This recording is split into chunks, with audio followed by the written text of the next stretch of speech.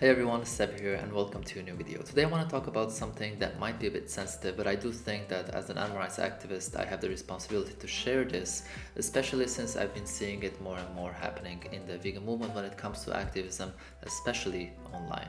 So the subject that I want to talk about today is whether or not veganism is the single biggest thing you can do to reduce your impact on the environment. Now, a lot of people are using this sentence because there was a study at the University of Oxford, and that study let the lead researchers say that eating a vegan diet could be the single biggest way to reduce your environmental impact on Earth. So if the University of Oxford says something like that, why am I making this video? Who am I to make a video? I'm not in any way a scientist. I have not done a study the way that they have done in any way. But I do believe that a lot of people are misusing this study. The study itself was actually comparing different diets. They were not talking about the one thing that people can do out of all the things that they can do. A vegan diet definitely reduces your impact on the environment. And if you want to see the numbers, you can check out this video in which I talked about this. However, it doesn't necessarily mean that it is the single biggest thing you can do in your life. That sentence was only said in the context of this study, which a lot of people are not reading or looking into it or seeing what the methods were. They're just sharing it by claiming that it is the single thing that you can do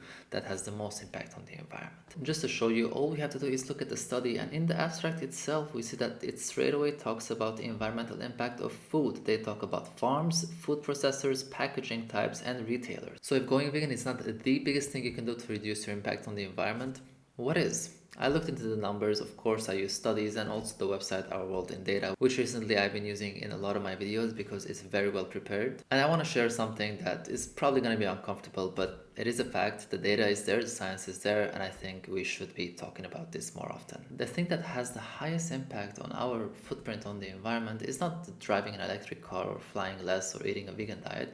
It's actually having one less child. Now, I know there's a few things that we have to make sure we're clear about here. Having a child is not something you do every day. It's not like veganism. It's not something that you're actively doing all the time. And maybe it's not something that everyone is interested in. But it doesn't change the fact that it is that one thing that has the highest impact on the environment. A few years ago, there was a study that was shared on the environmental research letters. It was called the Climate Mitigation Gap. Education and government recommendations miss the most effective individual actions. Now, you can go ahead and research these studies yourself and actually look into it and see all the methods they use and all the information that they got regarding the impact of our actions.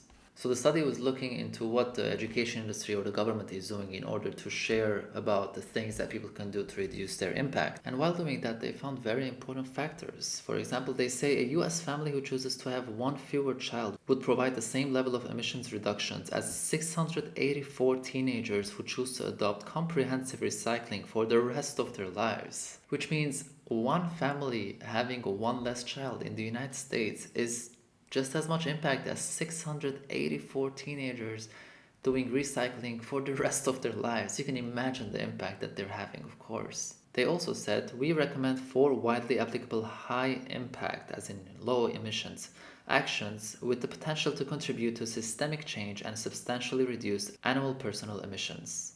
Having one fewer child has an average for developed countries of 58.6 tons of CO2 equivalent emissions per year. Living car-free, on the other hand, is 2.4 CO2 emissions per year. Avoiding airplane travel is 1.6 tons of CO2 saved per round-trip transatlantic flight. And eating a plant-based diet, what we know as a vegan diet, is 0.8 tons of CO2 saved per year. So if we're actually comparing the numbers, veganism is definitely not the most you can do for the environment. I mean, again, it's something that you're doing every day. It's not like having children, which is not something you do every single day or even every single year. However, the impact that you're having is going to continue every single year at an average of 58.6 tons a year, when veganism offers 0.8 tons of CO2 per year. Just so you have an idea of the proportion that we're talking about, this is a graph that I found that really explains it much better. You can really see the impact that it's having when we're talking about the things that we can do in our lives to reduce our impact on the environment as much as we can, especially given the climate crisis that we're facing today.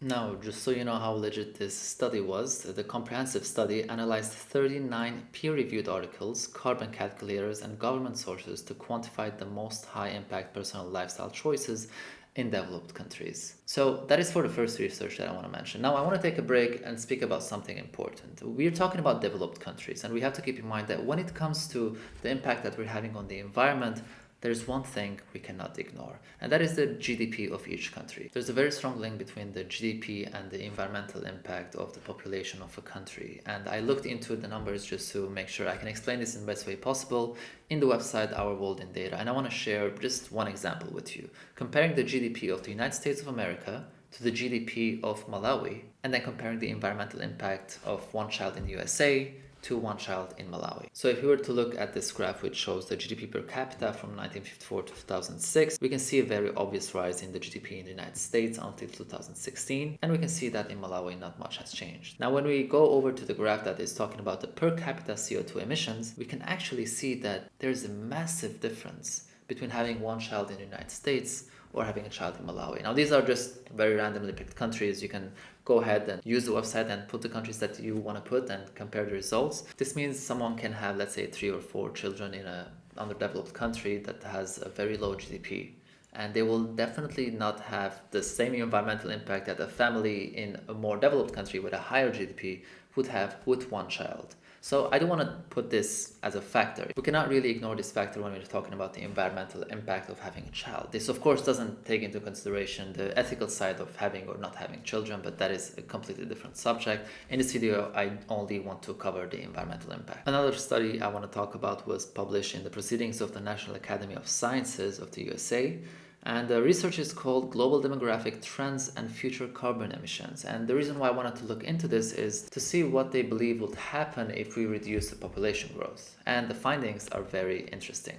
Our estimate that following a lower population path could reduce emissions between 1.4 to 2.5 gigatons of carbon per year by 2050 is equivalent to 16 to 29% of the emission reductions necessary to achieve these goals. By the end of the century, the effect of slower population growth would be even more significant, reducing total emissions from fossil fuel use by 37 to 41% across 2 scenarios. So we're talking about reducing our carbon footprint on the environment by 2050 between 16 to 29% by reducing our population growth, and almost by 41% by the end of the century. So I don't want to keep on going from one study to the other. You get what I'm talking about. Having one less child has a much higher impact every single year than going vegan. Now, this doesn't mean that you shouldn't go vegan. Of course you should go vegan. But when it comes to us advocating as animal rights activists, we should be careful what we're saying. We should be careful how we're using data. We should not manipulate studies, and we should definitely be truthful, because let's face it, we cannot be effective if people can debunk what we're saying. And if I can debunk this, imagine someone who is very knowledgeable in this discussion going to debate a vegan, let's say on TV, and bringing it up and debunking what they're saying. So please be careful how you're using your data. Obviously mistakes can happen. I'm not blaming anyone for anything, but I do think that we have to be more responsible. That's it for today. I hope you enjoyed this video. Please don't forget to subscribe, and also check me out on other platforms like Instagram, Facebook, and Twitter. If you want to support my work, you can check out my website SEBALEX.org, or also ethicsoverhabits.com if you want to buy vegan, organic, and sustainable fair trade merchandise. Thank you again for watching. I'll see you in the next video.